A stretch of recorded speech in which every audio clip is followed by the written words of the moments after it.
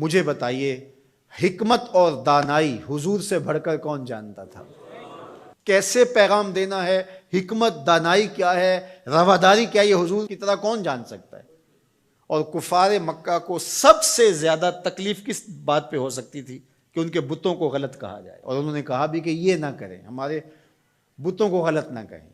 بلکہ حضور کے چچا کے پاس آئے، جناب ابو طالب کے پاس، کہ آپ اپنے بھتیجے کو سمجھائیے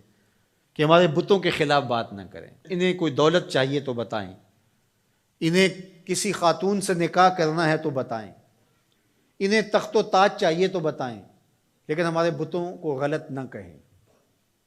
تو حضور کے چچا حضور کے پاس آ کر کے کفار کی یہ بات سنانے لگے، تو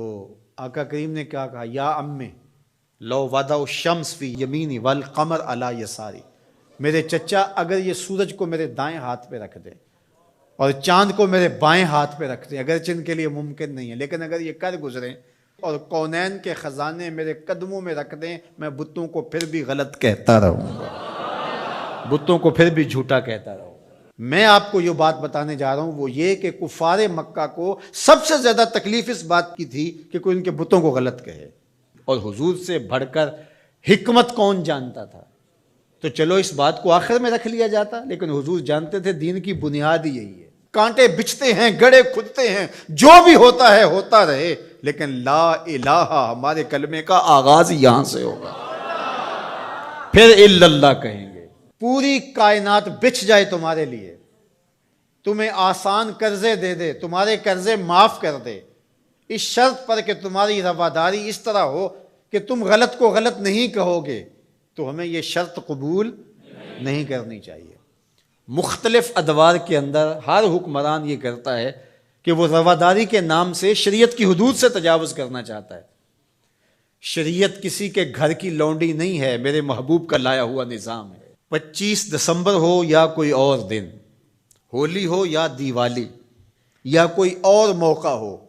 غیر مسلموں کے ساتھ ہمیں رواداری کا جو سبق ہمارے دین نے ہمیں دیا ہے ہمیں اچھی طرح سے یاد ہونا چاہیے۔ ہم نے غیر مسلموں سے رواداری کا طریقہ مغرب سے نہیں سیکھنا، آمنہ کے لال سے سیکھنا ہے۔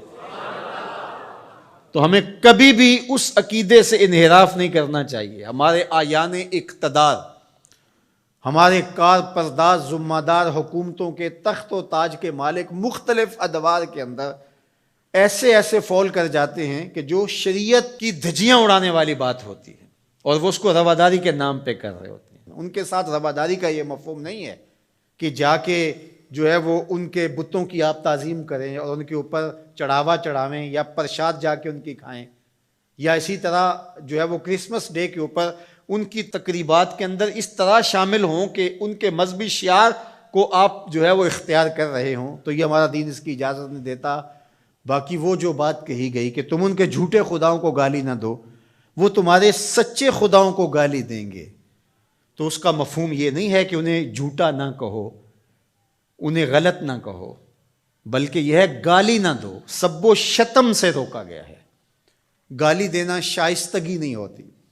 گالی دینا، سب و شتم کرنا، یہ تو آپ کا اپنا دہن بگڑے گا، آپ کی اپنی زبان خراب ہوگی، تو اس سے منع کر دیا گیا ہے گالی نہ دو۔ تو اس کا مفہوم یہ نکال لیا گیا کہ ان کے بتوں کا احترام کرو، یہ مفہوم نہیں۔ تو یہ نہیں ہو سکتا۔ رواداری اپنی جگہ پر،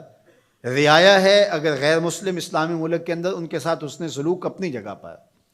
اور وہ ہمارے اسلام نے ہمیں واضح کر دیا ہے، ان کے ایک ایک حق کو متعین کر دیا ہے۔ فقہا نے اس پر بہت کھلے دل سے بحث کی ہے، کوئی امر مخفی نہیں رکھا گیا، معاہد کے ساتھ، مستامن کے ساتھ، ذمی کے ساتھ ساری چیزیں بیان کر دی گئی، بلکہ جو معاہد کے ساتھ جو ہے وہ زیادتی کرتا ہے تو قیامت کے دن اس کا مقدمہ حضور لڑیں گے۔ یہ ہمارے دین نے ہمیں بیان فرمایا، زیادتی نہیں ہے، لیکن اس کا یہ مطلب نہیں ہے کہ جو ہے وہ ان کے عقائد کو اختیار کر لیا جائے یا ان کے بتوں کے اوپر جا کے چڑھاوے چڑھائے جائیں، ان کے مندروں کے اندر جا کر کے جو ہے وہ اس طرح کی بات کی جائے کہ جو ہمارے شریعت اور ہمارے دین کے تقاضوں کے خلاف ہے۔ تو ہمارے دین کا آغاز نفی سے ہوتا ہے، لا الہ، اس کے بعد ہے الا اللہ، تو اللہ کے علاوہ کوئی معبود نہیں ہے، اللہ ہی معبود حقیقی ہے، وہی معبود برحق ہے۔ ہماری پیشانیاں صرف اس کے حضور جھکیں گی، اس کے علاوہ ہماری پیشانی کسی کے آگے سجدہ ریز نہیں ہوگی۔